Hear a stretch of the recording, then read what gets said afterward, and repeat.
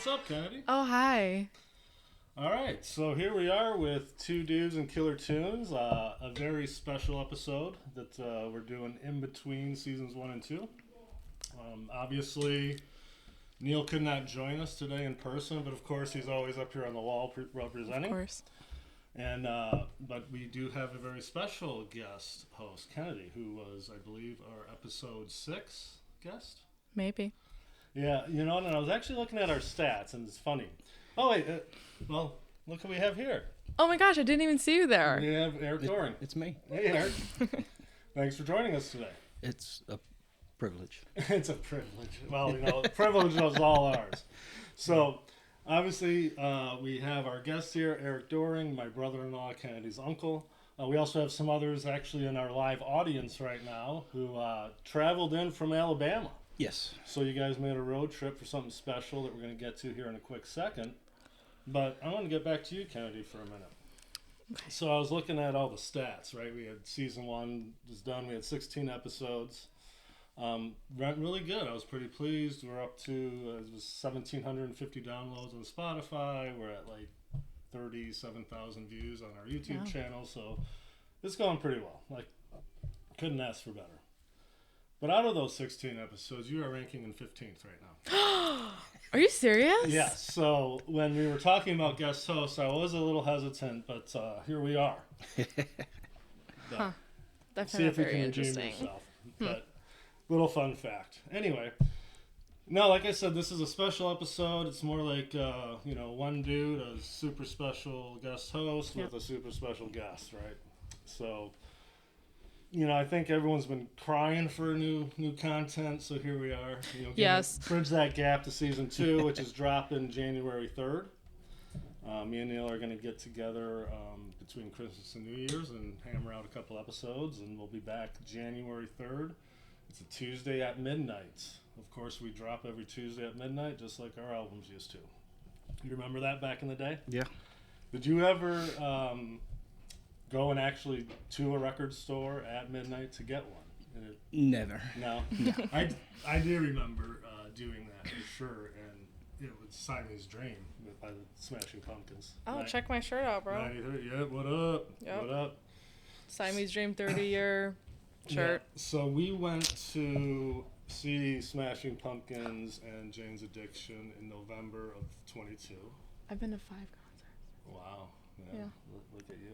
She's big time. She's big time. Big player over here. Okay. But no, and then we went to see Smashing Pumpkins in September, beginning of September at Pine Knob. Mm-hmm. And we did a tailgate episode, super fun. But at the tail end of the show, there was probably about 5 or 6 songs left.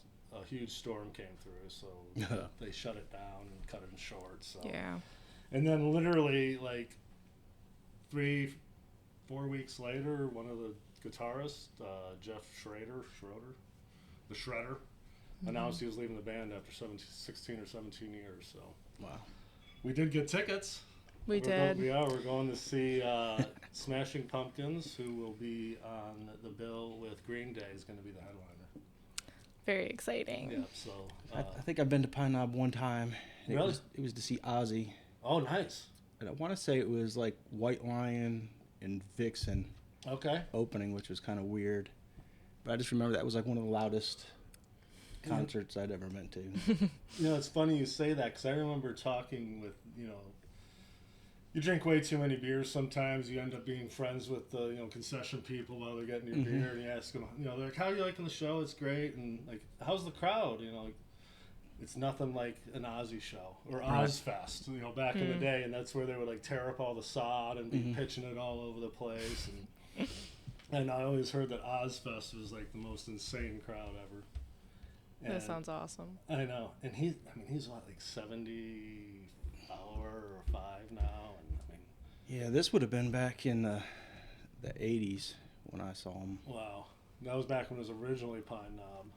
Yeah, it was actually Pine Knob. So, like I mentioned, you are from Alabama, and we've talked about going to Alabama before, either on the show or on some of our posts, and you made the special road trip in just for the Metallica shows. Right. So you went last night. Mm-hmm. and you're going tomorrow night as well. Right. It was the first show. It's a double show. Nice. That is super cool. And if I remember correctly, when I was in Alabama talking to Hunter about any shows or stuff coming up, and you said you were interested in the Metallica show. So I remember the wheels were already turning in your head. I was like, they're coming in Detroit. And here you guys are. So that's super cool. I love that you guys made the road trip, 4 of you together. Actually, right. 5 of you, right? Just 4 of you that are here right now. Yeah. And kind of like Detroit Rock City, right? the movie, but then hell yeah, it is. Yeah, the road tripping up to the show. That's awesome. So how was it? The show was good. Yeah. It was really good. I've seen Pantera before. Okay. So Pantera was there last night. Pantera was there. And was it Wolfgang? Van Halen? Did they play last night? No, it was Mammoth. Oh, Mammoth. Yeah. Yeah, but that's Eddie Van Halen's kid. Mammoth VH. See, I'm not familiar. I wasn't familiar with Mammoth at all. Yeah, so that is Eddie Van Halen's son, Wolfgang. That's his band, and I believe he plays lead guitar and sings. Okay. And that's the son that used to play bass for Van Halen when they kicked Michael Anthony out or whatever. Gotcha. Okay. Wolfie. That's his son with Eddie Van Halen with Valerie Bertinelli. Okay. That's why they were talking about they had saw Valerie Bertinelli walking around the streets of Detroit yesterday. Gotcha. All right, perfect. Well, now it all comes together. It does. So yeah, it was them and then Pantera. And then Metallica. So you saw Pantera before. Where'd you see Pantera at before? When I was over in Europe, in Germany, back in the early 90s. Veteran. Happy Veterans Day. Thank you. Thank you for your service. That's where I saw some of the best shows. I saw Metallica over in Europe. Oh, wow. And Pantera. Not at the same show, but... so that would have been, what, like late 80s, early 90s? It was early 90s. 90, 91. Wow, so that was like Metallica when they went from It was Injustice for All tour. Okay, wow. And Pantera was actually there when Desert Shield kicked off because they were one of the only American bands that didn't cancel their tour. Okay. So they came in and rocked. That's awesome that they do that.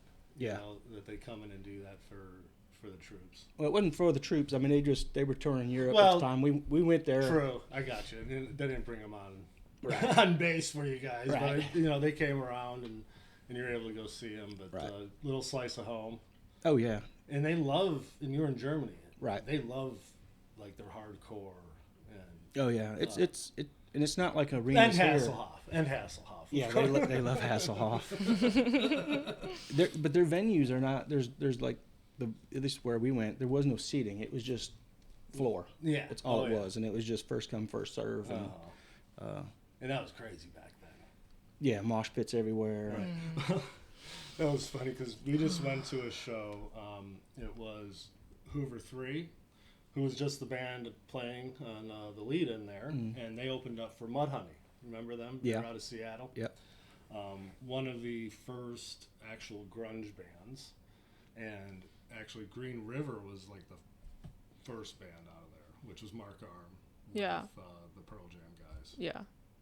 But anyway, so we went to that show, and it was at the Magic Bag in Ferndale, which is, I don't know if you've ever been there. No, I've never been there.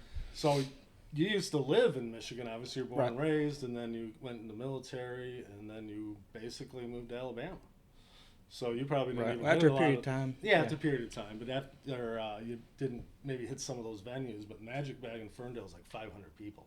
No, yeah. So it was like this pretty much original Seattle band. Yeah. In this little venue, which is amazing to see. And then we saw this opening band, Hoover 3, which I would recommend to anyone. They were great, and we also met them, and they were all so nice. But they were super good. Usually I feel like opening bands just kind of suck, and like you're never excited for them unless you know who they are. Right. But they were like amazing. Like I was kind of blown away. Yeah, they had lead guitar, drums, bass, keyboards, and a saxophone. So it was like kind of a weird compliment. Yeah. But Yeah. really cool sound and totally different up and down, everything they played.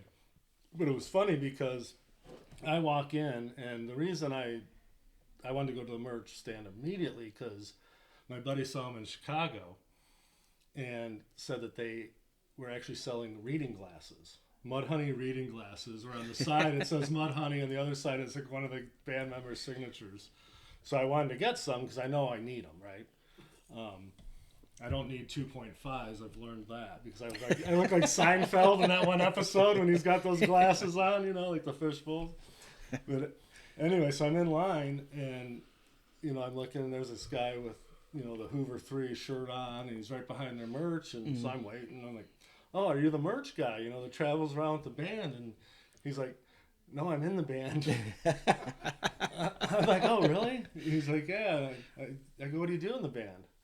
And he's like, "Guitar and sing." Yeah. Like, if I look, I'm like, "Aren't you going on in like 30 minutes?" He's like, "Yeah." This is how I bought a shirt off of him. Anyway, as that's going on, Kennedy's like at the very front. Yeah, I was right like, at the stage, like literally, know. you know, closer than Chris is right now. And Neil's kind of hanging back a little bit, who's my, you know, normal host, co-host. And I come back, and they're standing together, and so we stood there, and it was great, you know. it was great. Great spot. And Yeah, I mean, I tried to get up to that stage, and then I tried to look for Neil, and he's somewhere lost, and I have to go find him because he can't be by himself. And then I'm trying to find Cal, and he's literally nowhere to be seen. Like, he is gone for like 30 minutes because I Hanging found with he's the talking band. to the Yeah, band. hanging with the band. Yeah, he's got to hang out with the band. But we could have been at the stage, but they Well, just were too late. And I don't even know this until like 3 days later. She's like, "Yeah, I was right up at the stage, but I didn't think you guys." Yeah, there was, wanna like, be nobody I'm like, there. Are you kidding me? That's where I want to be. You know, you're Yeah. right there. And she goes, "Well, I finally found Neil," and he was like, "I think I'm just gonna hang right here." So we hung back, which is. He's like, "Oh, no, I'm going to hang right here because that's where all the moshing is going to happen." Right. Yeah, there For was no Mudhoney. mosh pit. There was like 20 people up there. And everyone's like my, you know, our Yeah, age, like there was no 40, moshing late happening. 40s, early 50s. Like, no one can break a hip. You know, and No. everyone has No. insurance. There's no moshing. It would have been perfect, but no. So anyway, back to the Metallica show last night. So was that Ford Field? Was Right. that your first time ever in Ford Field? Yes. So you've never been in Ford Never Field? been to Ford Field. What did you think of the building and the downtown area around there before we get into the show? I mean, it's changed a lot since I've been down there before. Well, yeah, because you actually used to patrol in Detroit, right? Or you Right, were the in northwest Detroit? side, though, Northwest not side. downtown. Okay, But I mean, not downtown. we did some stuff downtown. But Okay. yeah, I mean, it's completely changed with all the arenas and stadiums down there now, and it's just a lot cleaner, and Yeah, it's there's more crazy. restaurants and bars and stuff. And Yeah, I mean, it's come a long way. I mean, I lived at UAD, you know, Right. back in the early mid-90s, and I mean, from then to now, it's insane. In Ford Field, what'd you think of that being inside? I loved it. Yeah. I thought that I was like a great venue. Great venue. What'd you think about the sound in there with it? Sound. Yeah. The first couple groups were not. The sound was just distorted and it was kind of rough. Metallica came out and it was cleared up a little bit. So I don't know what they had done to adjust, but it got better as the shows went. But it was rough at first. Yeah. It was just a I'll lot of imagine it's probably distortion. even better than tomorrow because they probably got that all figured out. I'm hoping hopefully. so. And it's a very big and loud stadium. I mean, it was built to make noise. When Mammoth was up and even Pantera, was it pretty well filled out, or is it still pretty empty? Or Mammoth was pretty empty. Yeah. Pantera filled up a little bit more. See, Yeah. the way they set it up too, is I don't know if you know this. Metallica has like a circular stage. Yes, I and saw there's a that. hole in the middle. Okay. Reading on that, it says they can hold up to 900 to 1,200 people in the middle. Oh wow. So it's a huge just circle. And then outside of that, there's like 8 different towers that have screens on them. It kind of obstructs your view depending on if I you're saw behind that. Yep. behind that or not. And then all the speakers seem to be attached to those. But it was, you know, and then the main floor, there's a lot of openness other than up by the stage. Right. Yeah. Because you have the It's whole just a huge football field, right. field area, and Huh. they're only allowed to have so many people down there, even if Okay. it doesn't fill. So like around the circle there, that wasn't filled with people. I mean, around the circle was filled, and inside the circle was filled, but Okay. then there was a emptiness between where the crowd was and then where The seats. The seats actually started. So where were your seats for? We were 16th row. We were on the end zone, in a corner. Okay. Section 114. I mean, they were good seats. Okay. I mean, they'd have been really good for a football game too. But Did you say about 16 16 rows up. Yeah, that's not bad. I remember we actually had season tickets back in the day, and we were probably just left of like the upright, Right. About 38 rows up, which was great. Corner would be better, obviously. Right. And so with the circular stage, you probably saw some stuff was pretty close. Well, like Pantera, they moved around. Metallica moved around. James, like every song, like he had mics all the way around this thing, and like every song he would move, he would rotate around the stage. And Metallica actually, like they went into like intermissions, and the whole drum kit moved. It ended up in the four corners of the circle each time. They came back, but Lars was somewhere else. Oh, okay, that's cool. Pantera had 2 drum sets set up, one on each end of the circle, and then like halfway between, it went dark, and their drummer moved to the other side too. So there's a lot of moving parts and stuff going on. All in all, good show. Oh yeah. Yeah. Do you have any songs that stand out? I mean, they did a lot of the old ones, which is I listen to a lot more of the older stuff than I do their newer albums. Well, yeah, especially if you were seeing them back in late 80s, early 90s. Right. That was before pretty much like the Black Album or whatever, right? When they became, it was like super popular. With Kill 'Em All, Ride the Lightning, all of those, yeah. And Cliff. Master Puppets. How many albums did Cliff play on? I think he was 2. I think 2 or 3. And then it's Trujillo or whatever from No, Suicidal first it was Tendencies. Jason Newsted played. Now it's Trujillo or yeah. whatever from, is it Suicidal Tendencies he was in originally, I think? And now his kid's in that so. or something? I keep seeing that. And he's the longest running bassist too, believe it or not. Really? Yeah. Huh. That's interesting. Yeah. All right, so you got another one coming up tomorrow, which is supposed to be a totally different set. Right. Oh, really? Uh-huh. Yeah, that's cool. It's supposed to be 2 completely different sets. Oh. Yeah, like Ice Nine Kills opens, and then Five Finger Death Punch. Nice. I'm really interested in seeing that. That's cool, too, how they have different opener for Right. each one. Gives you a reason to get there early. I was always notorious for screw that opening band, and you have a couple more beers in the parking lot or something, but I tell you what, that's where you really catch on some of these really cool bands. Yeah, exactly. I never like to miss the opener. I know. Well, there was a time. And there was a time where I didn't like to miss the opener, and then you kind of get a little older, and then you're like, I can miss the opener. But I've seen quite a few. I'm leaving openers. the house at 7. Oh my god. Yeah. With jeans on. But I've seen a few openers that then became extremely famous. After I saw them, I saw Dua Lipa in 2016 because she opened for Troye Sivan, and then nobody knew who she was, and now obviously she's super big. Mm-hmm. And then I also saw Clairo when she opened for Khalid, and now she's huge. And at the time, nobody knew who they were. I mean, they all got to start somewhere. Yeah, but that's the thing. You never want to miss them because you never know. Well, the one that always sticks out for me was Lollapalooza '93 at Mile and Dragway. Mm-hmm. It was one of those summer, July days. It was 100% humidity. No place to even get any sort of shade. But Primus was the headliner, and then before them was Alice in Chains with Lane Staley, which is sweet. Oh, yeah. Only time I ever saw Lane Staley, so that was awesome. But,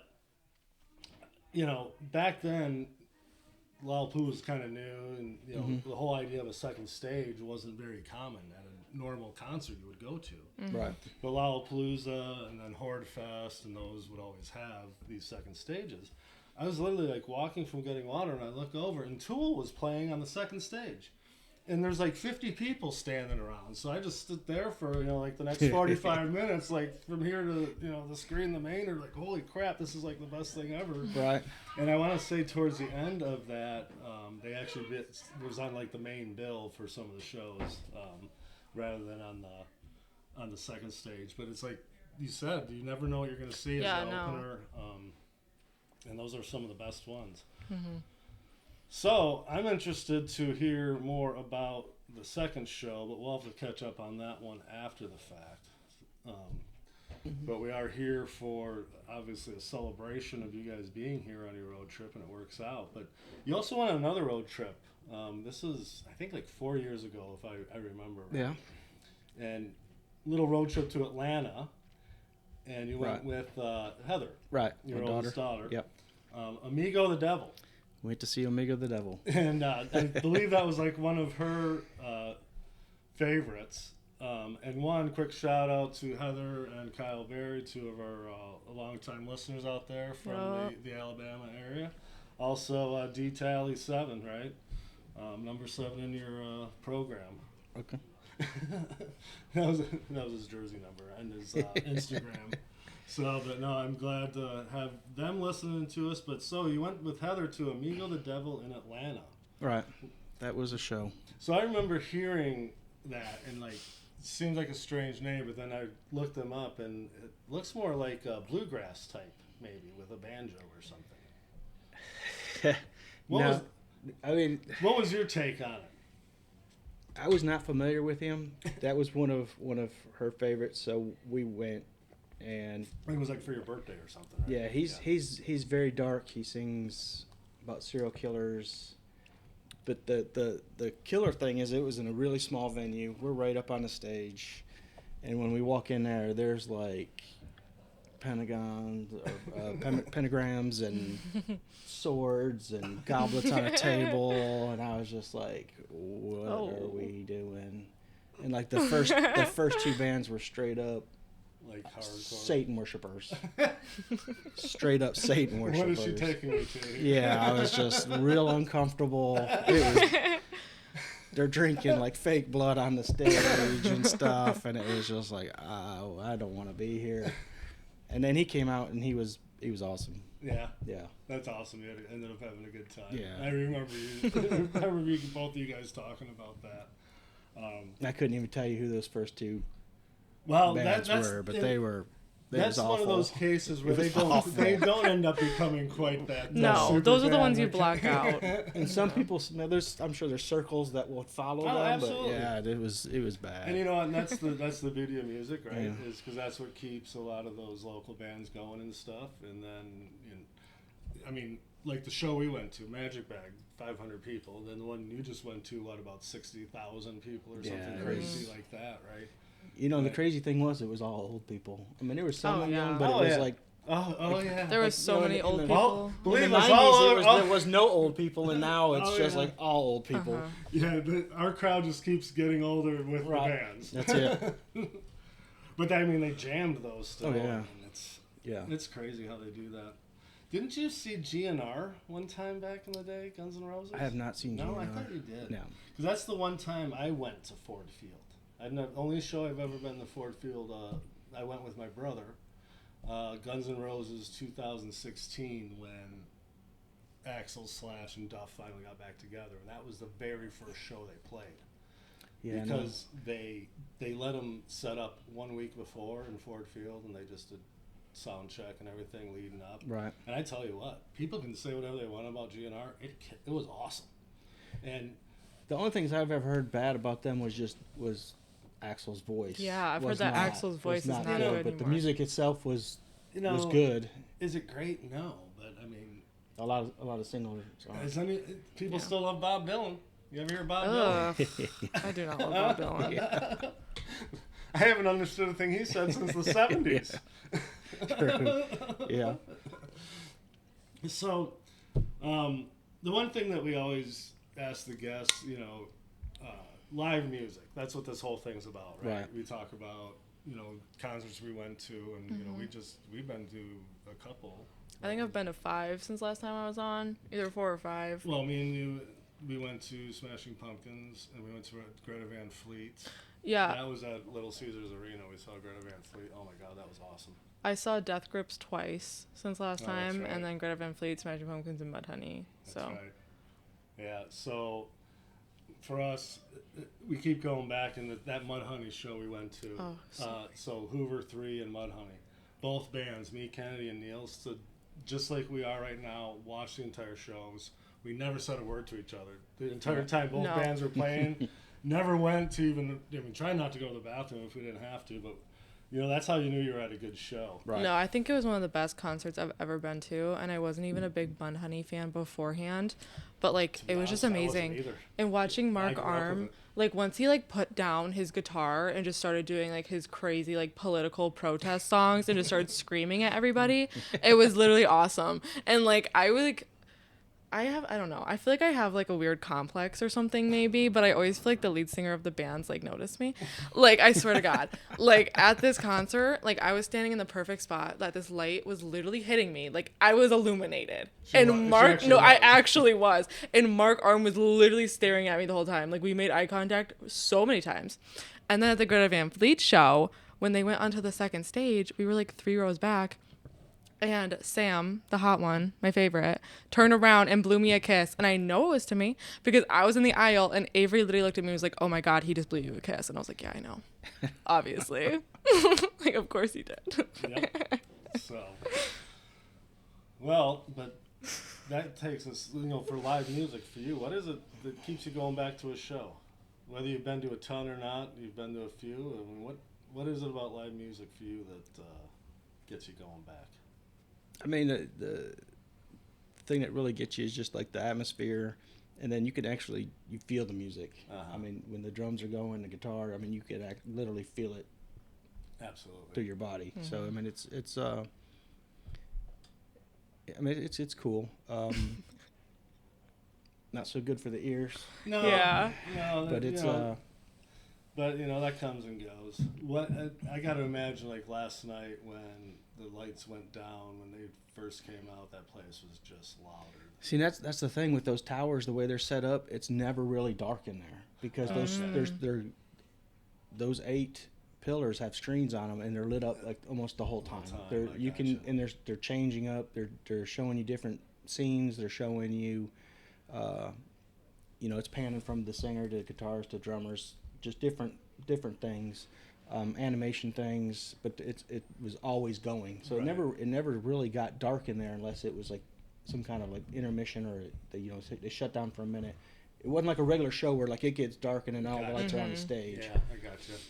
But that's like the first time I think Metallica's been around in quite some time. Yeah, I'm not sure. Been years. I've never seen them. I don't believe.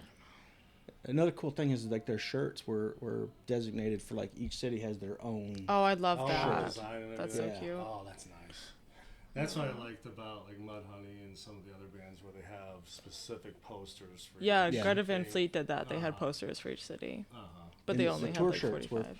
they were specific to Detroit too. I love that. That's super cute. So if I had to ask you, the other part of our name, Killer Tunes, if you had to pick a killer tune, or it could be a couple, where if you hear it, you just rock out to it, gets you out of the, your funk in a good mood, or you got any like that? Any bangers, as the kids call them, bangers? Yeah, like Fade to Black has always been a big one for me. I mean, there's a lot. I know. The Pantera, 5 Minutes Alone. I want to say Five Finger Death Punch. I think it's called 100 Ways. It seems like Boots and Is Blood. it true that the military community, are they big Five Finger Death Punch fans? It seems like I mean, they came after I got out, but Okay. it seems like they've got a big following. They're very pro law enforcement and pro it always seems military. like they have a lot of, I always see that. I want to say their drummer, the original drummer left, and I want to say he's a reserve police officer somewhere now. Really? Yeah. Well, the original drummer from Nirvana actually went on to, I believe, to be Special Forces in the military. Yeah. Before Dave Grohl or whatever. Yeah. He played on some of the earlier songs. Well, I know there's other people here today that want to monopolize your time. So appreciate you being on the show here. Thanks for having me. I loved hearing about the Metallica show and that you guys made the trip up here for that. That's amazing. I think we're going to invite a couple others up here for a round 2. But thank you. And I just wanted to send you out. Oh my god. Did you hear this one last night? Or is this going to be tomorrow? Yeah. This is last night. This was last night. So they did a lot of older stuff, Yeah. which was really, really good. Can I tell a little story about this song? Sure. One day when I was at work in the golf room, they're allowed to play their own music, and this man played Master of Puppets 5 times in 1 hour. He just kept playing it. I was gonna freak out. Like, it's a good song. I was like, dude, this is crazy. Like, it's like 9 minutes long. Yeah. But you know you're getting old when like the cutting edge music when you were younger is now playing in the grocery store. Oh my god! You know what? No, I do grocery shopping every Sunday, and I tell you what, their playlist, I want it. Yeah. You know, and you're like, you know. And if you go really enough, you ain't dealing with anyone. It means you're just getting your shit with your music. It's not bad. All right, Eric, thanks for joining us. Thanks for having me. It's been awesome having you on. Yeah. And Kennedy, thank you for being our special guest host. You're so welcome. And, we will go for round 2 here in a second. All right. All right. Thank you.